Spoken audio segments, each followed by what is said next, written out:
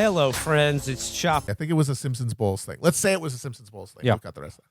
And it was making it a mixture of like a public pension, privatized stuff, and also wages in the form of like micro payments. So basically the theory is replace Social Security with like a reduced amount of money, like some stock that you can't really, that's going to go up or down. We're gonna get and then like working for Mechanical Turk.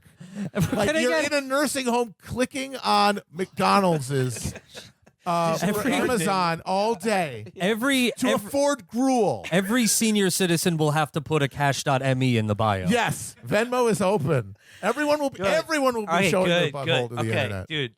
This is good. Bad vibes. I want to come vibes. down now. This is really honestly what I'm more used to. No. I'm like we were. Hello, darkness, my old friend. We see the promised land, but no, it's not real yet. It's not real. It could be a mirage. We don't want to walk into. Yes. We don't want to walk into an ambush. I need to know. I need to confront the dark world. But here's the thing. This is the flip side of the Bloomberg disaster of a general election where he would get rinsed. It is this: if Bernie gets the nomination, it will be in the interest of that party that he just defeated for him to lose the general. Will the Democratic Party sabotage Bernie the way that the labor movement in the form of the AFL-CIO and George Meany sabotaged George McGovern in 1972? And are they able to do it to such an extent that even though I think we're all in agreement that Bernie would rinse Trump in an election, could they do they have enough levers of power to sabotage and make sure Trump gets a second term, which is their preferred outcome in that scenario? No, I don't think so. You don't think they can do it? My instinct is no. Okay. I mean, we could work it out. Here's the thing, we can talk this out in the that's future. Relevant. They will try to do that. Yes. They will do that. It's really just the question isn't will they do it. They will obstruct him. They will not cooperate. The question is how far will they go? Right. I think. And can they go far enough? I think there will be some very visible never Bernie types. But and a third party run by like Howard Schultz or something. I mean, possibly. I mean, that's up to Howard Schultz is the thing. And I think there will be some people who say, oh, of course I endorse Bernie. I think like Barack Obama would endorse Bernie, but like behind the scenes, I think they would react more with indifference than with like active like, okay, how are we going to take this guy down? I think as well, you would not see in a never Bernie movement that would come close to the Never Trump movement in the Republican Party in 2016, when a whole host of Republican elected officials like openly said, no, I'm not voting for him. I don't support him. I think that virtually all Democratic elected officials will endorse Bernie. So take from that what you will. But what about this? You were talking about how the Bloomberg strategy would involve him falling back to the later states and then just blitzing Bernie with a negative campaign. Essentially, yeah. But couldn't that, in effect, serve as poisoning the well for Bernie, even if he is able to beat Bloomberg? It might. I mean, it depends what his message is. So, like, here's what's actually harrowing about the Bloomberg campaign is that it is the most efficient campaign that I've probably ever seen. Like, it is like, imagine if Hillary with her $1 billion did not fuck up. Imagine if she didn't have a bunch of, rubes running the show. Like, she actually had, like... Well, you can afford the best. Right. He has purchased the best, like, total on the, completely on the ball psychotics. And, like, look at his social media operation. It's the slick social media operation that we're all, we all roll our eyes at. But, it's what people get paid a lot of money to do, is to make Cheetos woke. Like that, it's like that kind of shit. That Heckin' Pupper ad was to us disgusting and monstrous, and this cynical attempt to make him look like a human being. It's like you know how the people they used animals in Terminator. Did they use dogs to bark and see if it was really a Terminator? Wolfie's fine. Yeah, we'll prove that he's a human because the dogs don't attack him when he comes on screen. But it's like, hey, people like Heckin' Woofers. Maybe they like that. I don't know. That's exactly what it is. A cynical attempt to make Michael Bloomberg seem like a human being. Yeah. And it's honestly like this will be an interesting test case, whether like the traditional form of campaigning can beat what is essentially Bernie Sanders, his Our Revolution strategy. Mm-hmm. Yeah. Well, we're going to find out a lot of stuff in the very near future. Yeah, it's The future is happening more and more every day. But just so to wheel back to your original question, Will, the worst case scenario is actually that Bernie loses Iowa and New Hampshire. That is the worst case right now. Yeah, no, that would be bad.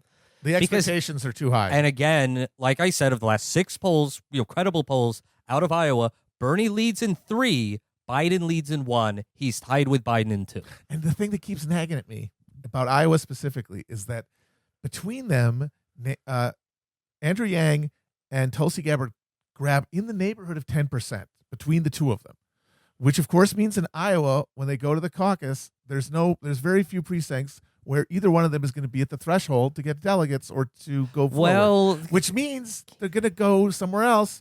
And I kind of think it seems to me that their next pick would be Bernie. That would only be the case if, take Yang, for example, if his level of support, say, I don't know, 5-8% or whatever it is, if that's evenly distributed around the state, which it is certainly not, because we know his supporters tend to be very, very young, i.e. college students. Like in Iowa City and stuff. That's probably where they mostly are.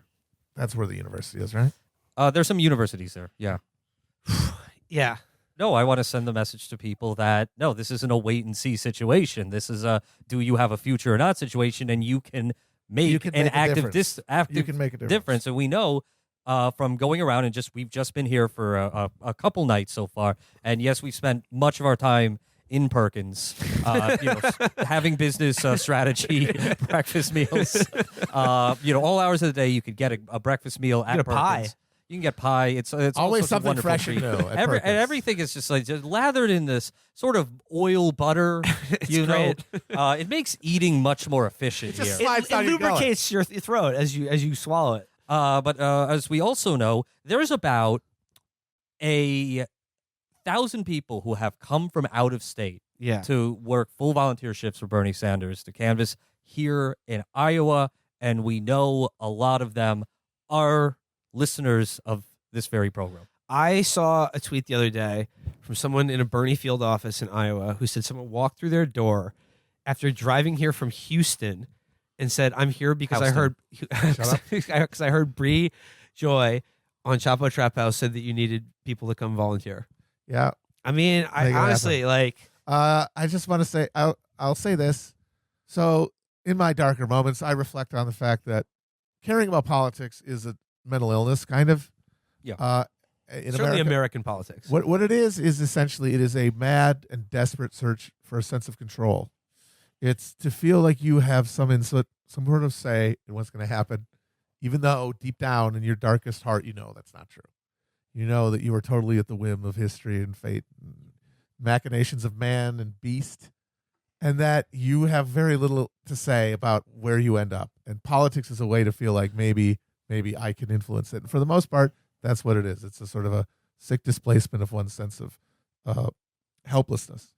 And that just goes beyond caring about politics. It goes to voting and being involved and everything, because it really is an illusion. And politics really is beyond us for the most part. It's huge forces like capitalism and that shape things beyond a scale that we could ever even comprehend because we're so small. But I've been trying to fight against this for a year now because I don't want to lose my way.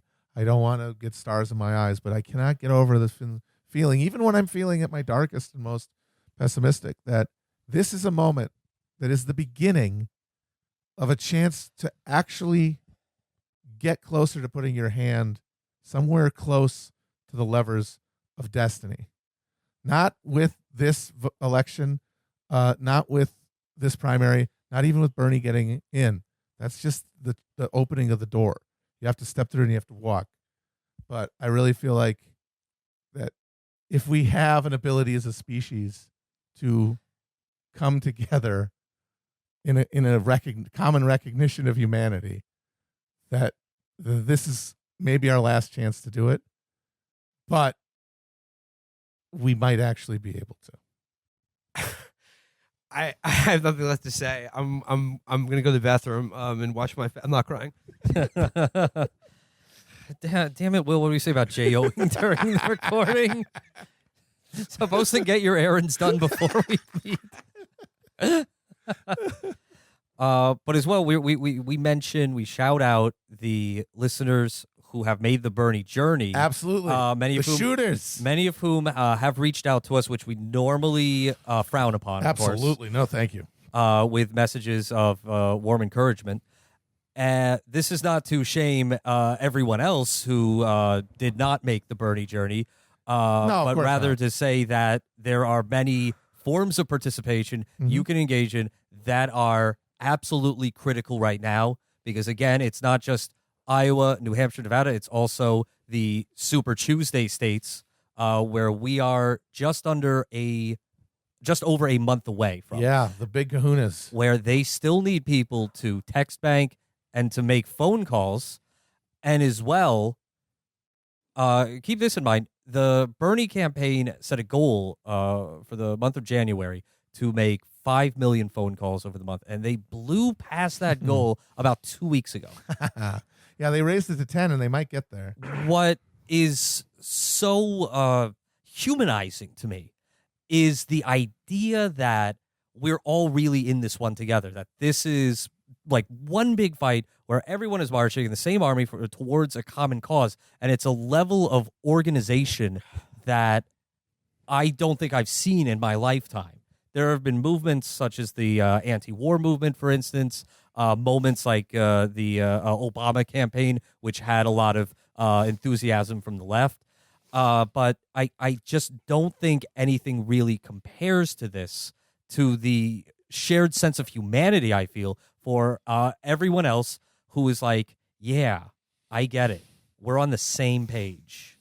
And this is coming as someone who has spent, his entire adult life doing what Matt does, which is watch the TV and get mad, which any sane person would do, is get mad. And it's a very alienating, isolating experience to think that, well, I'm just a crank. Like, nobody else in the world shares my views except maybe a handful of other cranks. Like, there's nobody else who would want to abolish capital. Nobody else who sees the people in charge, sees the oligarchs and thinks like they should be pelted when they walk through the street. Like we need to get rid of them. Yes, they are the fucking problem. And to see like literally thousands, tens, hundreds of thousands of people, as we've seen for the just the number of people who have even volunteered or donated to Bernie at all, not only share these views, but millions of people who not only just agree with that perspective now by virtue of the fact they support Bernie Sanders and like what he's saying, but are being converted by the day.